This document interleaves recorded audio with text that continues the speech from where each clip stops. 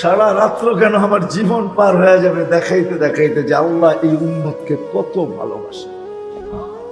জীবনে কোনোদিন আল্লাহ রসুলের চোখের পানি শুকায় নাই।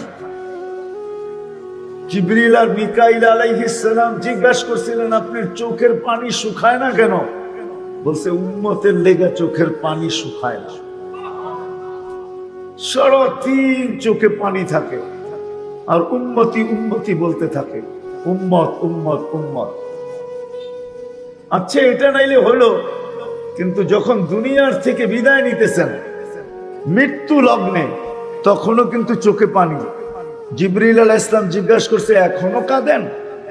একটু পরে তো আল্লাহর সান্নিধ্যে চলে যাবেন, ইলা রফিকিল আলা, আল্লাহর সান্নিধ্যে চলে যাবেন, এখনো কাঁদেন কেন?